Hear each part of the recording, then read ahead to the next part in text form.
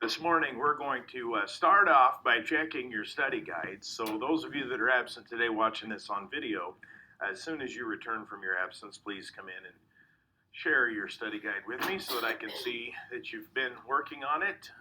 And then we're going to complete our manifest destiny. So, whatever's left of the map of the United States will be finished by the time we're done with class today, with the exception of Alaska and Hawaii, which are added later on. So with that will be like woohoo, we're done with the manifest destiny, and then we get to talk about the gold rush, which in and of itself has a great story. The gold rush brings hundreds of thousands of people into California almost instantly as soon as we get it from Mexico, and you'll understand how we get it from Mexico here shortly. And most of you probably could make a prediction how we're going to get it from Mexico. But gold is discovered, and gold is a quick draw. It's one of those things that people catch what's called gold fever, and they want to have it, they want to get it. So they're willing to take chances that others might not be willing to take. Even more so than the allure of free land. Gold was sort of that get rich quick scheme. Like overnight, I could be a wealthy person. Whereas free land is great, but it's going to require a lot of really hard work and a lot of time, and I'm probably never going to be rich. So gold would be sort of the old school equivalent to buying a lottery ticket. Except when I buy a lottery ticket, which is pretty rare because I don't like giving away my dollars, when I buy a lottery ticket, I know the odds of winning are less than the odds of me getting struck by lightning. Yet sometimes I just feel lucky and decide to buy one anyway. Well, the stories coming out of the gold fields in California were much more positive than the stories coming out of the Powerball. So even though many of them were just stories, people believed them, and they thought, this is my opportunity. And everything in America, everything in American history is really predicated on an opportunity to create something. In this instance, it's creating wealth, maybe where wealth didn't exist. And your assignment is then to continue working on your study guide. So those of you that have got, how many did you say there are? 24? No, I have like 7 left. 25, 28, something like that? Okay. Those of you in your 20s, you might not be able to finish it off yet, but there's not going to be a lot left after today. So we'll have class on Monday. I think we'll finish on Monday, finish chapter 13 probably easily. And I'll give you at that time your essay portion of the test that would be due Wednesday, and then we'll do the test on Wednesday. That's at least the plan right now. And we might even, if time persists or exists, I guess persists is not a good word, we might even start chapter 14, which has got some good stuff in it too. I really like 13 and 14 because there's an excitement level. We're growing, we're conquering, we're taking, we're seeking wealth and opportunity and all the things that I think we sort of dream of today. Get rich quick is a fun thing to dream about, and winning the Powerball is a fun thing to dream about. Though we know it's probably never going to happen, our thoughts go to what would we do with all that money? And of course, some of it is selfishness, gigantic Duramax Chevy with quad cab and cool sounding mufflers and gigantic 22-inch wheels. And yeah, we can imagine and dream up all these really cool things that we would do, but then you kind of go beyond that and you think all the good things that you could do too. Maybe you could help other people. So like poor Kate had the sniffles. She's out of Kleenex at home, so she had to come to school because we have Kleenex here. Sniffles. Are you sure you don't have the COVID or the dysentery? Do you have the dysentery? Okay. Are you sure? It's pretty easy to tell. Okay. Well, we'll keep an eye on you. If you feel the need to just let Addie know, and I don't know what she'll do, but she'll be there for you. It's sort of like girls are really good at this, boys are not, but it's sort of like if your girlfriend is barfing over the toilet, you go hold her hair so it doesn't get in the barf. Girls do that. Boys are just like, Adam's barfing. Of course, we don't have to worry about his hair that much, but it's more of a funny thing. Girls are like, it'll be okay, honey, and you hold their hair for them. It's so nice. Someday, boys, you'll do that for your girlfriend or your early on wife, and then later on, you're like, that's gross. I'm not helping. After you've been married for a while. We spent a half an hour last night, Natalie and I. Linus is sick, so he's got had solid feces plastered on his hiney, and what obviously didn't feel very good in his butt furs. So he was having trouble going to the bathroom. So we spent a half an hour in the tub, not in the tub with him, but with him in the tub, trying to scrub him and get him cleaned up. And anyway, what you'll do for your animals or your girlfriend, it's crazy. It's kind of the same, but it's not a good comparison, but it kind of is, because I'll do almost anything for my dog. Who? That's sad. Okay, so we talked about this the other day, 54-40 or fight. Polk wins by threatening war with the British. He says, if you don't give us this land up to 54 degrees, 40 minutes north latitude, we will fight, laser beam Jim. Now, we didn't probably, I don't think, intend to ever take this land all the way up here in what is today Canada. I think that he was bluffing a little bit. I think he was doing what I've talked to you about 47,000 times, that if you want to stay out until 9, you ask for 10, because Dad's going to start at 8 and you're going to compromise to 9. You got to be smart about that, unless you have the kind of father that's a jerk, and you say 10 and Dad says 8, and you say, oh fine, how about 9, and Dad says 7:30 would be great, and then you're going the wrong way in a hurry. So some of your parents have mastered negotiations far beyond your abilities to do so.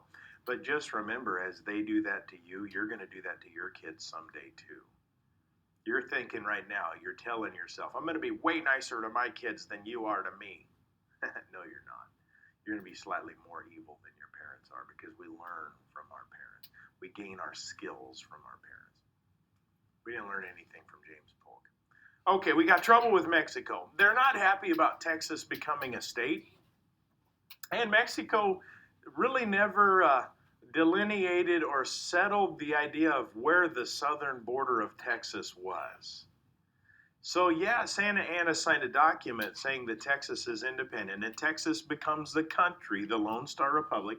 Eventually, it will become annexed into the United States as a state, which was ultimately their goal.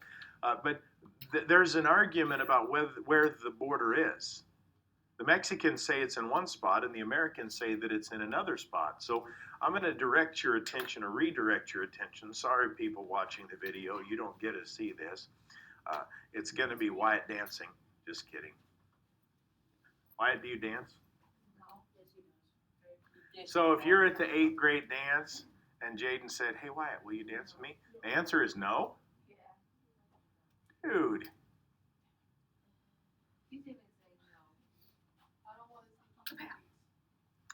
Boys do have cooties. Girls, stay away from them. Boys are bad. Okay, look over here at my map and stop playing games. I'm kapowing. If you look at my map, you'll notice that what we think of today as Texas, we got the green part over here in the east, and then this sort of candy cane, pink and green stripy thing. That's the area that's under dispute. So Mexico says that's theirs. America says it's ours. So one of the reasons we didn't immediately annex Texas was because we were fearful of a potential war with Mexico. Now it's coming true. So the Mexicans believed that the southern boundary of the United States in Texas was the Nueces River right here that flows into the Gulf of Mexico at Corpus Christi. The Americans believed that the southern border of Texas was the Rio Grande River, which flows into the Gulf of Mexico at South Padre Island near Brownsville, Texas. So we're fighting over this little strip, which gets bigger as we go further north, but the population up here further north is relatively small. So we're going to argue about this. We're eventually going to fight over this piece of land and a little bit more. So we have diplomats that first try to solve our problems. Diplomats are like government officials that get together and try to come up with solutions for problems like boundary disputes. border disputes are really common, especially at a time before we had GPS. Even border disputes with your neighbors might be really common. But this area here, and then coming up on the next slides, all of this pink up here is going to be under dispute. America is fixing to take it. If we're going to go to war with Mexico over that candy cane striped area that is part of Texas today, which, by the way, isn't that kind of a preview of who's going to win? Yes, it is. So we might as well go full-on war. So April 25th, Mexico invades the United States, but it's not quite so simple. Here's what happens. America knew, Polk knew, that it would look really bad if we started a war with Mexico. So instead of starting a war with Mexico, which we probably would defeat, we decided to get the Mexicans to start the war with us. So here, would you stop gaming? Oh, but they keep eating food, but I keep Okay, making if them you keep starve. gaming one more time, and you have to go waltz with Wyatt. Yeah. Well, it's going to happen. It means Wyatt has to dance with her. Why does Wyatt get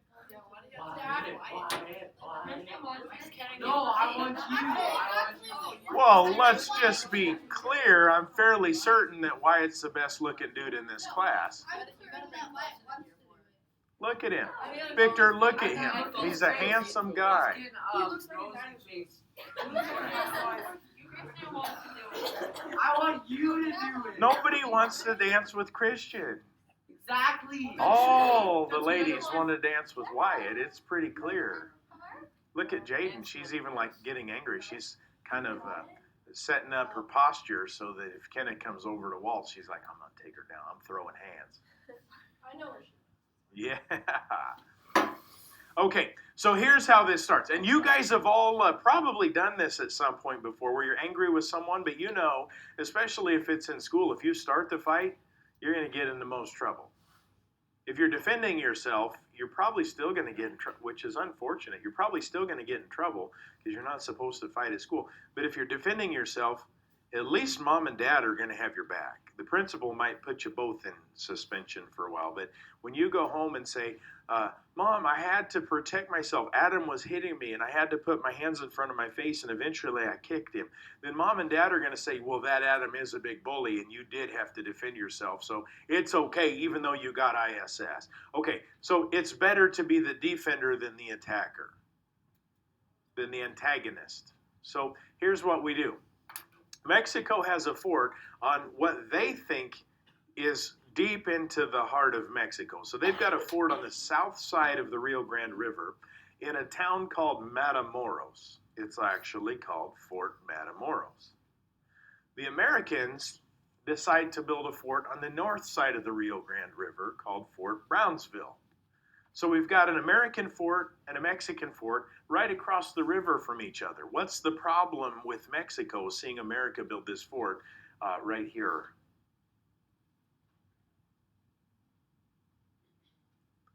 It's in territory that is in dispute. They both think it's theirs. So Mexico gets angry that Fort Brownsville is being constructed in territory that both countries think is theirs. So Mexico eventually will, after a little bit of antagonism, meaning America's like, nah, boo, boo, you can't touch us. They use some artillery shells and open fire on the American fort, killing a couple of Americans. Now James K. Polk goes to Congress and he says, you wouldn't believe it, they killed Americans on American soil. Well, remember, it was kind of soil that both countries claimed. It's sort of like this classroom in between Mrs. Kastrup and I. I think it's mine. If we want to go over there and have class, we can because it's Mr. Bellamy's territory. But Mrs. Kastrup, for some reason, thinks it's hers. So we pretty much leave it empty to avoid war. But if we move over there, and I'm as loud as I normally am over here, and that's a movable wall, just like Mr. Zurich's, and you guys know you can hear my lesson in Mr. Zurich's room, Mrs. Kastrup will get annoyed by it. Maybe even more so than Mr. Zurich, because he's more used to me being annoying than she is. So we're going to interlope in territory that we both claim. So Polk is like, they shed American blood on American soil. Now Congress declares war. We're not the attacker, we're the defender. We've got to defend ourselves. They're firing cannons at us in our own territory. So war is on. And that doesn't just mean war over that piece of land in Texas. That means war over all of the territory that Mexico claims in what is in our path.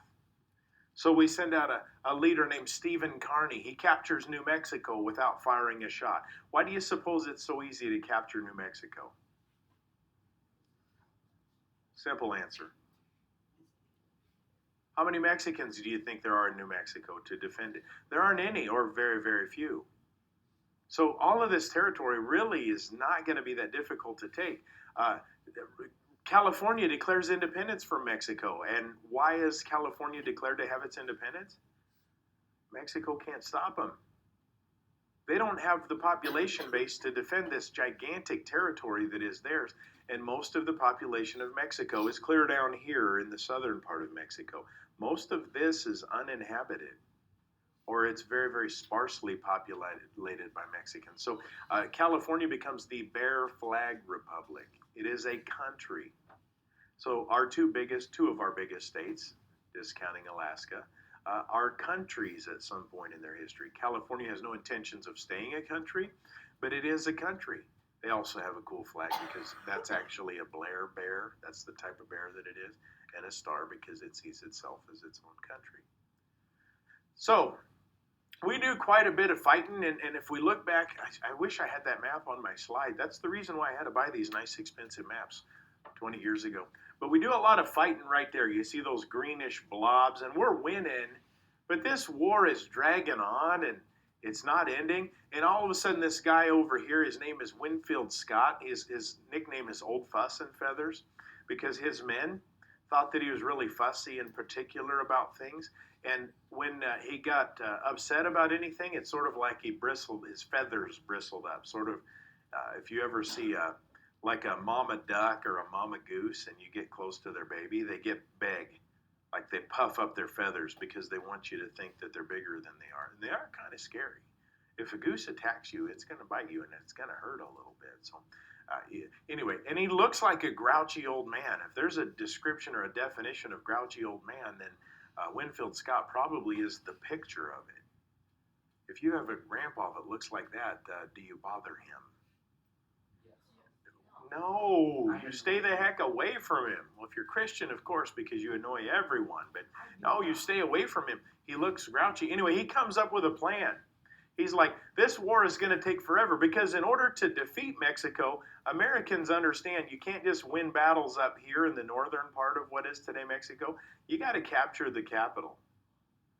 This is a strategy in almost every war that's ever been fought. If you can capture the enemy's capital, you win. So Winfield Scott's like, we're going to have to march all the way down there to capture the capital. And he also knows that most Mexican soldiers are up here fighting battles with the Americans. So Winfield Scott's like, if we march all the way down here, we're going to be exhausted. We're going to run out of supplies. All these villages we've got to go through are going to pick us off a little at a time. So Scott gets this great idea, probably stole the idea from the conquistadors 300 years earlier, and he puts all of his men on American boats and floats them down here to Tampico, where he repurchases supplies and refreshes his fresh water. And then he sails his boats to Veracruz, and then he marches inland to Mexico City, where he captures the capital. Almost easy, because there are very many soldiers left to defend Mexico City. So Mexico is conquered. When we look at our manifest destiny says it is our divine right, our God-given right to control the continent from east to west.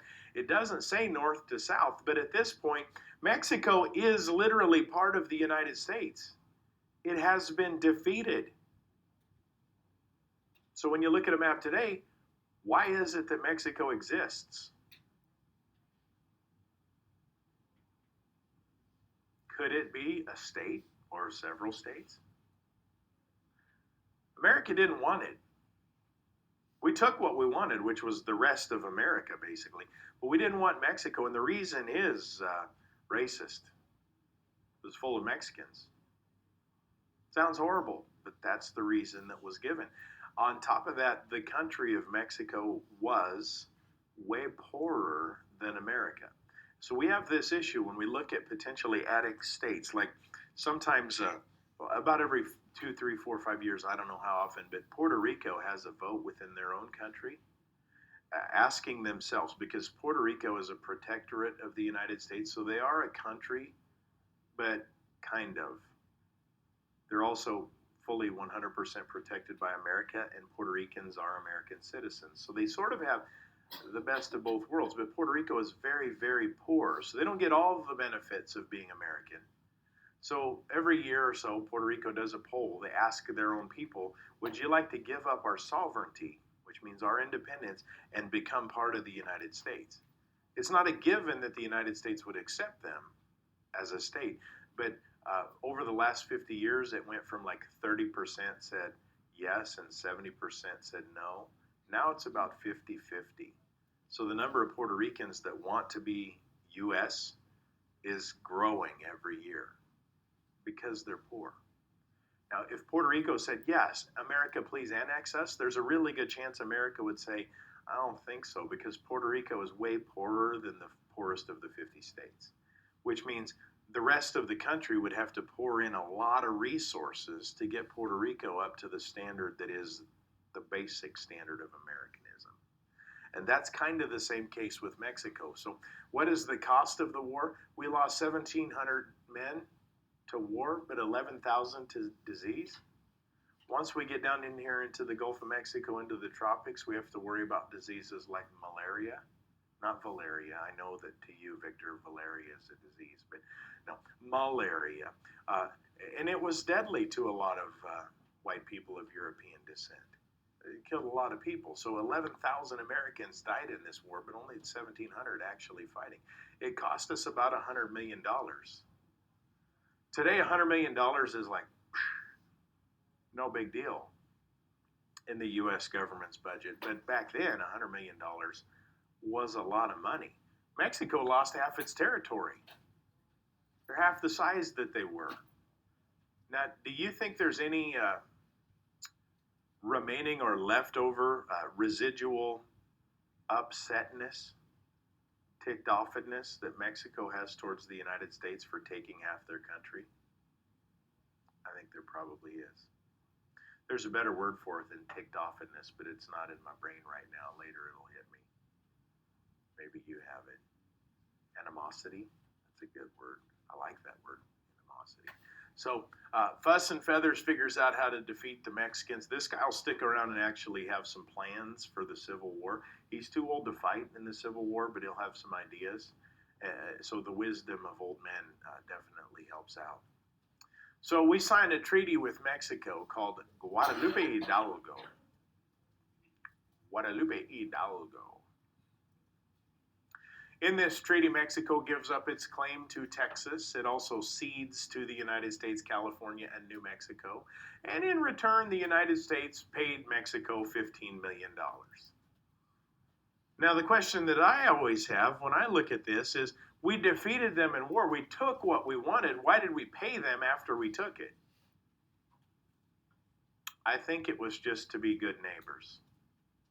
Like, sorry, I know we had to beat you. I know we took half your country. Here's a little money. I hope you feel less angry with us. I don't know that it really did any good, but $15 million for all of half of Texas and California, New Mexico, Arizona, all of that is really a small price to pay, especially when you consider that 750,000 pounds in gold will be removed from California within a matter of years. So we get what we wanted. In fact, our puzzle, our map of the United States after the Treaty of Guadalupe Hidalgo is complete with the exception of one little teeny tiny puzzle piece.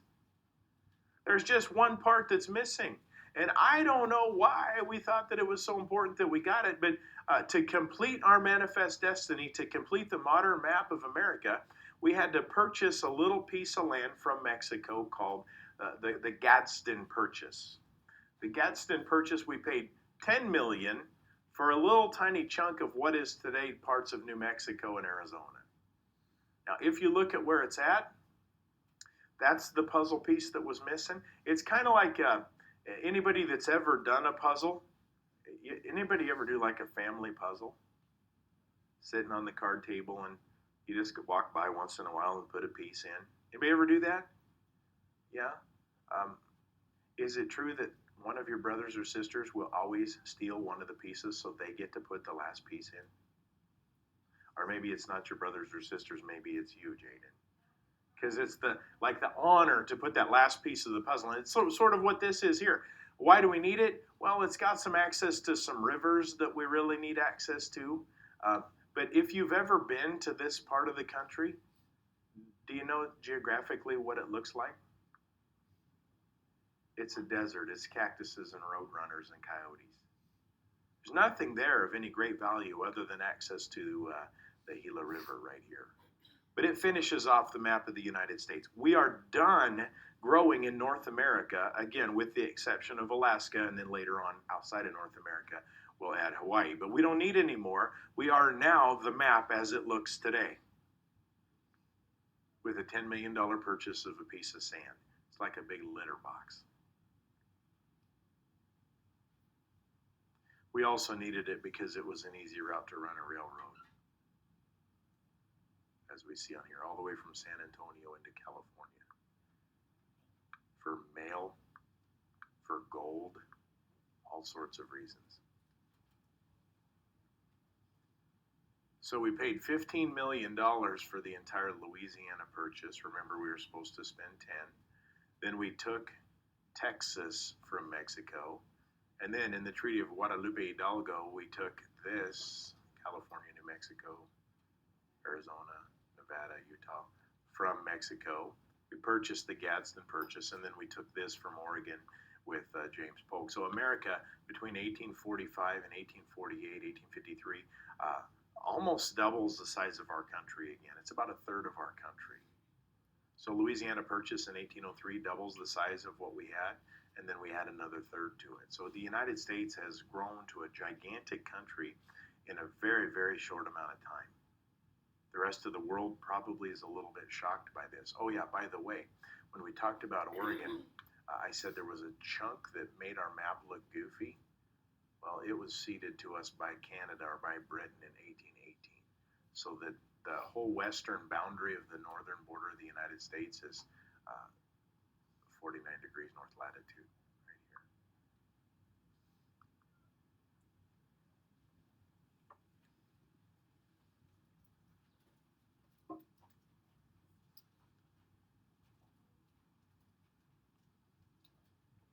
Dang it. I think my cup is leaking because it just splattered coffee all over my shirt. Earlier I splattered it on my pants. And it's all over my cup.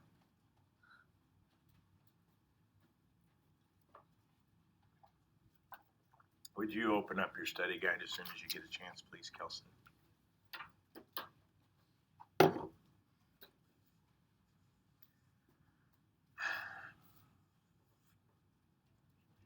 going to be all sticky.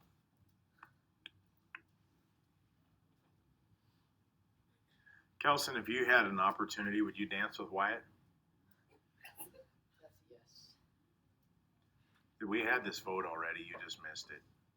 Everybody in here except Victor said they would love to dance with Wyatt. Whatever. Jaden said she'd give him lessons. Private lessons. Whatever. That's not how I heard the story. About Wyatt's dancing skills? Well, geez. When did we ever do random stories? That sounds all silly. the time.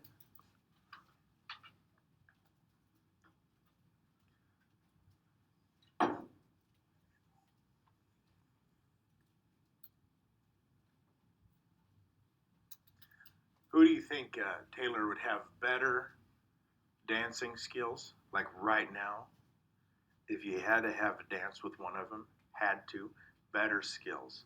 Silas or Wyatt? Really? Because he just looks smooth or what? Oh, because he has ups. Do you do a lot of jumping and dancing though? Yeah. I don't think so. Silas jumps and everything he does. Just hops around, bouncing around. He's like a rabbit. I touched the ceiling yesterday. And the rest of them. Nice.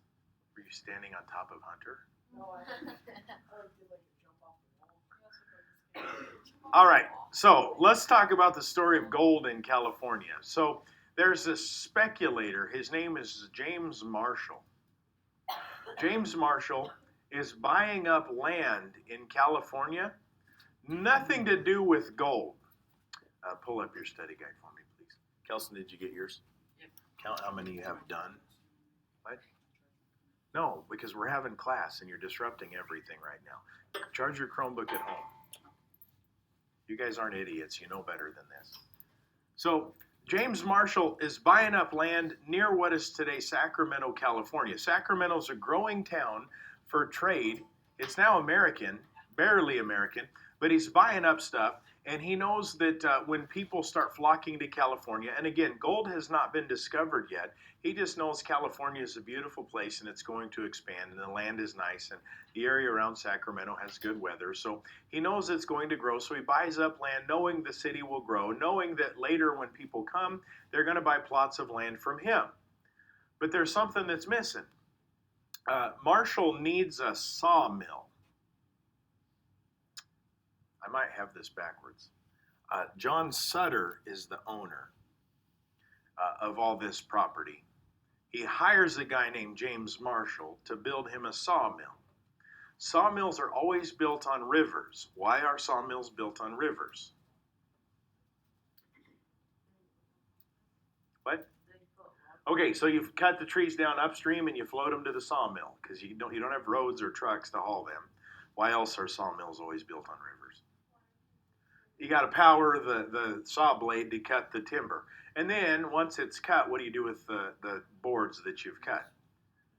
Float them down the river to Sacramento. So this John Sutter says to his hired man, like his go-to guy, he says, go up the American River and build me a sawmill. Find a nice flat place, build a sawmill, a place you can float trees to. But the American River was a little bit too wide and a little bit too shallow. So James Marshall has to narrow the river so that it cuts a deeper channel. What happens to the velocity or the speed of the water that's flowing through if you take it from wide and shallow to narrow and deep? It speeds up, which is going to turn the water wheel, which is going to float the log. Everything is going to be better. So he has to channelize the river. Upstream, it doesn't matter, but right here where the sawmill is, we got to make it narrow and deep so that the water has to go into a smaller area. The same amount of water in a smaller area is going to create pressure and it's going to flow through and it's going to turn the water wheel. So Marshall and his guys are working their tails off. And by the way, Sutter is not necessarily a good boss. He's not a nice man. But if you need a job, it doesn't matter if you have a nice boss or not, you got to have a job. So Marshall's in charge. He's got a group of men, I don't know, 6, 7, 5, 8 men, who knows. The real number's probably out there somewhere, but it's kind of inconsequential to us. And they're digging away, you know, channelizing the river, and they're hammering on the sawmill, and things are coming together. And one day, James Marshall, he's kind of taking a 10-minute break, and he's standing downstream from where they've channelized the river, and he takes off his hat, and he takes his handkerchief out of his pocket and dips it in the water, and he's wiping down his head and his face, kind of refreshing himself. When all of a sudden he looks down in the river and he sees little teeny tiny sparklies all over the place. Now he's excited, but he's not too excited because he is aware that there is something called fool's gold that looks almost exactly like gold. So Marshall, just like any one of us would, because we're curious, bends down in the stream and he starts picking up these little teeny nuggets of shiny sparkly stuff that he thinks might be gold. So he's picking them up, and pretty soon he's got a handful of them. His palm is covered with these little nuggies. And he goes up to the men inside that are working for him. He's like, hey, look what I found. They're all over down there. And the men are like, ooh, is that what we think it is? Gold fever is really, really spreadable. sort of like Kate sniffles. Now Addie's going to have the sniffles tomorrow. Anyway, he's got a whole handful of these little nuggies, and the men are like, is it gold or is it fool's gold? If it's fool's gold, it's not worth wasting our time with. Nobody's discovered gold here yet, so there's no reason to necessarily think they've struck it rich. And they don't really know very many tests because these are just workers. It's sort of like you and I. For you and I to know the difference between gold and fool's gold, we'd have to do some Google searching and find out what the tests are. They didn't have Google. So one of the guys goes, well, I know that gold is very valuable because it's rare and because it's malleable. Malleable means if you take a chunk of gold and hit it with a hammer, it's going to smash fairly easily. If you take a chunk of fool's gold, which is iron pyrite, and hit it with a hammer, it doesn't smash. In fact, it might break. Gold won't break. It's sort of like Play-Doh-ish, except not quite that soft. So they take a hammer to one of these little chunks of gold and they strike it over a rock and it flattens out. This might be the real thing. Might be the real thing. Now, to explain to you, I don't know if this will come off. It used to. Yep, it's got to. Here you go. It's getting tighter. Now it might be stuck forever. Literally, this hurts. I must have got fatter. Okay. Look at my finger. It's squashed in there. Okay, so most of gold is used either in jewelry or electronics. So we're all familiar with gold jewelry. Probably there's a good chance that some of the ladies in here have some gold jewelry, earrings or a ring or something. Gold is very valuable. About an ounce of gold would be slightly smaller than it'd be between the size of $1.50 and $1/2. That's an ounce of gold. That's how we weigh gold. 16 ounces is a pound. So gold is one of the heaviest elements. When you look at the periodic table of elements in science class, Au is the element gold. It's very rare. It's very, very heavy. It's very shiny, and all women like shiny things. We've already determined that in here. This ring is not pure gold. And when you look at a piece of gold jewelry, if it's real gold, it'll have a number on the inside of it, and it's dark in here, and I don't have good eyes, but can you read that? I think it says 14K, because we've looked at it before. 14K. Okay, pure gold is 21K, 21 carat. The K stands for carat. If this ring were pure gold, I could probably take it in between my fingers like this and squeeze really hard and it would smash. So most of our gold jewelry has other stuff added to it. So mine 14K means it's not very pure. They've added other stuff to it to make it strong so that it doesn't smash every time I clap my hands. About a year ago I took my ring off and it was like watermelon shaped, and I don't know what I did. I must have hit it with a hammer or something, so I had to take it to the jeweler and have him make it round again. Men's rings are typically less pure than women's rings. So my wife's wedding ring is 18 karat. Still not pure because it would be weaker. So gold's really, really smushy. And that's what makes it so valuable in electronics, is because you can take a piece of gold and take it and make it into a really, really fine piece of wire that doesn't break. Where most metals get to a certain thinness and then they snap. Gold is malleable enough that it stays flexy even at a little teeny tiny thread of material. So it has a lot of value. 1 ounce, so a piece of gold that's slightly larger than $0.25, slightly smaller than $0.50, is worth about, I don't know, last I looked, about $1,800 for a piece of gold this big. That's why jewelry is so expensive, and one of the reasons why electronics are so expensive. Now, if you took your Chromebook and tore it apart, you would find traces of gold in it, but the amount of gold in your Chromebook is so small that you'd have to tear down thousands of Chromebooks to get the gold that would be valuable enough to actually cash in, and it would take you so much time that it wouldn't be worth your energy.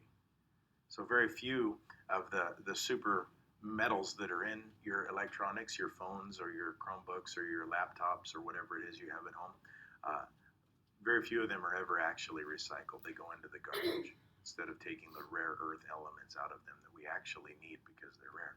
Anyway, he's excited. So he says, okay, man, I got to go to Sacramento and talk to Mr. Sutter. I got to talk to the boss about this.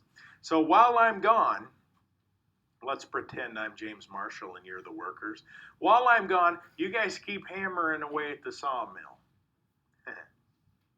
So Marshall takes off on his horse and he rides to Sacramento. While he's gone, what do you think the rest of you do? Yeah, I'm going to get me some of that, right? So he gets to Sutter's office and he knocks on the door. Sutter, being kind of the jerkwad that he is, opens the door and he screams at him, "What are you doing here? You're supposed to be building my sawmill. I need that done now." And Marshall's like, "But sir," and he slams the door in his face because he's meeting with someone else. So Marshall sits in the waiting room of the office for hours. Finally, Sutter opens the door. The guy leaves and he goes, "What do you want? You're still here? I thought I told you to go back to work." And Marshall says, "Sir, I think I have something that you might want to see." "What could it possibly be that you want to drive or ride all the way down here to Sacramento and stop building my plant?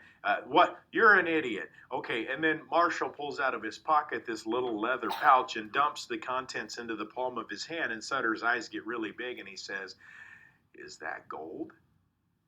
And Marshall says, "Sir, I'm not really sure, but I think so. We did a test and flattened out a piece. It's really malleable." So they took it across the street to, well, who knows, it might have been down the block, across the street, across town. They took it to an office called an assay office. An assayer is a person that will determine the mineral content of a sample. So not just gold, but they could tell you how much lead is in a sample of material. Any mineral or any element, they could tell you what it is. The assayer takes this sample of gold from Marshall and determines that it is nearly 100% pure. They have struck gold.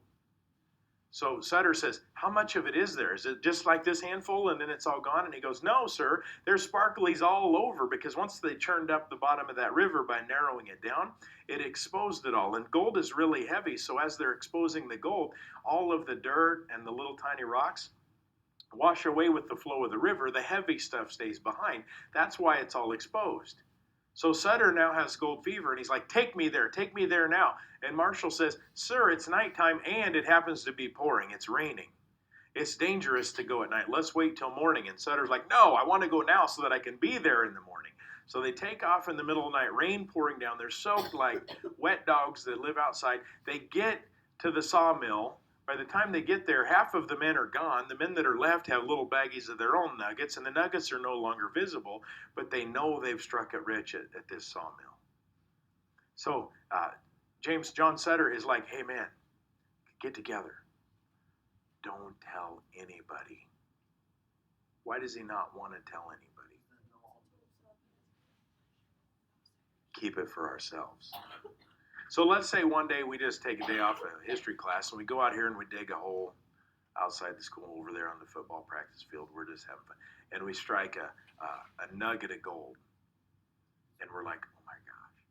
But we only have 70 minutes of class, so let's bury it back up. And tonight, it's kind of cold right now. Let's pretend it's not in the middle of winter. Tonight at 11 o'clock, when nobody's really driving around and it's dark out, bring a flashlight and a shovel. We're going to dig it up, and the 20 of us are going to split whatever it is we find, and we're going to get super rich. But don't tell any of your friends, because if everyone shows up, we're going to have to split it even more. So what do you suppose happens? Everybody thinks, "Oh, it won't hurt if I just tell my brother or my best friend." So if that happened first block, purple, what do you think happens by lunchtime? The whole school knows. So everybody begins to flock to California for this little itty bitty bit of gold. It will turn into a lot of gold, but most of the people that flock into California get nothing. They tried to keep it a secret, but it failed. Between 1848 and 1849, so from the time gold was discovered in January of 1848, within a year, 100,000 people are in California, hoping to strike it rich. It'd sort of be like if I said, there is a winning Powerball ticket in this building. It's worth $100 million. What do you think this building would look like by the end of the day? Destroyed. We would tear I'd be helping. We would tear everything apart looking for that winning Powerball ticket. And that's what's going to happen to California. It's going to get tore up. But it's not just Americans. It's men from America, Mexico, South America, Europe, Asians. Um, they come from everywhere, and boom towns flourish. So everywhere little pockets of gold are discovered. And California, the whole state isn't full of gold. It's mostly the area in the Sierra Nevadas around the American River, which is where the sawmill was. But a town will pop up wherever there's a strike, but as soon as the gold is mined out in that area, the town disappears, and we have ghost towns. So people follow the gold. Wherever it pops up, they pop up. So keeping it a secret is obviously a big issue for everyone. By the way, sad story. Marshall, the guy that actually discovered gold and started the gold rush to California, died a poor man. Sutter wasn't a poor man, but he never profited off of the gold that was found on his property. He did get rich off of the 100,000 people that moved to California within a year and several 100,000 within a decade. But it's kind of sad. The guy that made the discovery gets nothing. This is a reconstructed version of Sutter's Mill on the American River. That's what it sort of looked like. So the water would have flowed through this sluice right here, spinning a wheel and turning the power for the plant. Now, the smartest people were men who, I call this mining the miners. Mining the miners. This guy's name is Levi Strauss, except Levi Strauss wasn't even his real name. How much time do I have? 14 minutes. Okay. Let me have 8 of it, and then you can have 6. So this guy's name is Levi Strauss. Levi is, by the way, where have you heard of Levi Strauss? Jeans. Probably everyone has owned a pair of Levi's in the past. I know that our tastes have changed over the years, but Levi's were the original denim jeans. His original name was Loeb, and his family were German immigrants. So it's actually Loeb Strauss, L-O-E-B. They'd moved to America from Germany, and his father had purchased a dry goods store on the East Coast. Dry goods just means like a hardware store. You get almost anything you want there. So you can even get canned foods and stuff like that. So sort of like a Ace Hardware, but it's got a little grocery store built in, like a Quickie Mart crossed with an Ace Hardware store. Loeb is looking for something to do. So his father says, hey, there's a lot of people moving to California. Why don't you go out to San Francisco, where lots of people are moving in, and set up a hardware store, set up a dry goods store. You can have your own. By the way, his name changes to Levi because it sounds more American, at a time when immigrants wanted to become American as quickly as they could. Ditch their culture, because at that time, if you weren't American, you get picked on. So if you speak German, you better learn to speak English really quickly, otherwise you're going to be persecuted. So Levi moves out there, and he takes with him this brand new kind of material, this cloth called denim, blue jean material. And back in the old days, even when I was a little kid, denim was really, really thick and really, really almost hard. When you bought a new pair of blue jeans, it was not comfortable at all. Like you had to wear them and wash them and wear them and wash them like 30 times, and then they got broke in. And by the time you got a good pair of blue jeans broke in, you either outgrew them or you wore holes in the knees. So he's got this thick denim material, and he plans to make tents for miners, because most of these miners are just sleeping on the rocks because they don't want to leave their claim, because if they leave their claim, someone else is going to come in and take their gold. So he's going to make tents, and he thinks he's going to get rich doing it, but he's not having too good a business. So one day a miner comes into his shop, and miners had issues with the clothing that they were wearing to mine in. The pants that miners would wear are probably more like the khaki pants that I have on than they are blue jeans. So which do you suppose would last longer, crawling around in the river on your hands and knees in the rocks? My pants or Christian's pants? You got blue jeans on. Christian's pants for sure would. Those pants are made for working. My pants are made for this kind of work, where I don't have to crawl around on the ground in the rocks. So miners, they always had holes in their pants, and they had major problems because their pockets would always tear out. So every time a miner would find a rock that appeared like it might have gold in it, they're like, oh, I'll look at this later, and they shove it in their pocket, and they go back to panning. And I'll demonstrate some of that to you later on too, some panning. So their pockets were always full of heavy rocks, and then pretty soon their pockets would just tear. So one day this miner comes into Levi's shop, and he goes, you got any pants? My pants are wore out. And Levi goes, no, I'm sorry, all I have is tents. And then all of a sudden, as he's standing there, ding, light bulb moment for Levi. He says, wait a minute, come back tomorrow, I'll hook you up. Levi goes to work on his sewing machine with his heavy denim tent material, and he makes the man a pair of pants. And then, because he knows the pockets are an issue, on the corner of the pockets right here and right here, so the bottom and top of the pocket, he puts a metal rivet so that it's not just a stitch that's holding it together. So those of you that are wearing blue jeans, right here on your pocket, is there a little metal thing? Yep, Grace has a little metal thing. That doesn't have to be there because we're not walking around with pockets full of rocks. I think it's there because it's a historical gesture to Levi Strauss. So the guy comes back in and he's like, oh, these are not very comfortable, but I can see they're going to last forever, crawling. So he buys a pair, and then pretty soon all the miners are flocking into Levi's shop purchasing pants. So he's created an invention to get the money out of the miners. Other things like saloon keepers were smart. If you go back in time to 1849, 1848, and you're headed to California, by the way, the reason why the San Francisco 49ers are called the 49ers is because of the massive migration of humans to that area in a very short amount of time looking for gold. Instead of being one of those guys looking for gold, because most of them are going to get nothing except poorness, and we'll talk more about this on Monday, go to California with a couple wagon loads of whiskey and start your own saloon. Because when those men come in out of the gold fields, they're tired, they're thirsty. They didn't bring any women with them, by the way. They left their women at home. Again, a story we'll talk about on Monday.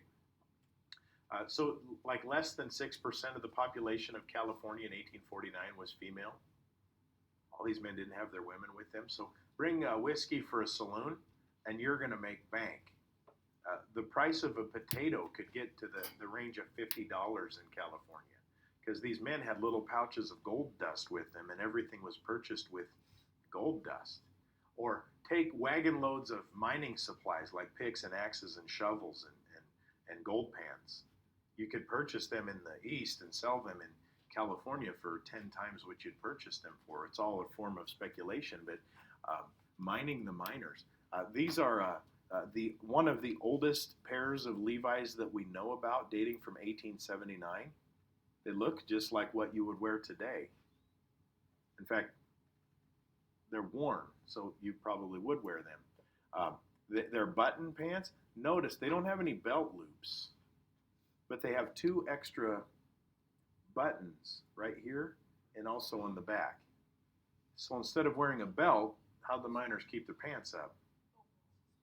Suspenders. So the original Levi's were built for suspenders, but this is the iconic brand tag that you see on Levi's jeans when you buy them. And there's multiple different styles, but there's people that collect Levi's. So if you're ever like, if great grandpa passes away or something, and you're cleaning out his bedroom, and you notice this really old looking pair of jeans and it says Levi's on it, but they definitely don't look modern, they might be worth lots of money to collectors. Sort of like people that collect Jordans, people that collect antique Levi's. So you have to be kind of careful about it. I remember cleaning out my grandfather's bedroom. I remember helping my mom. We were throwing out most of his clothes. And I came across this white and black stripy thing that it looked like a wrestling singlet, kind of. And I'm like, Mom, what the heck? Sort of in my mind, I was probably thinking, was Grandpa a wrestler? Wrestling probably didn't exist then in the style that we have today. She goes, no, that was his bathing suit. That was his swim trunks. So it was a one piece, like, and went from here all the way up, covered most of it. That was his swimsuit.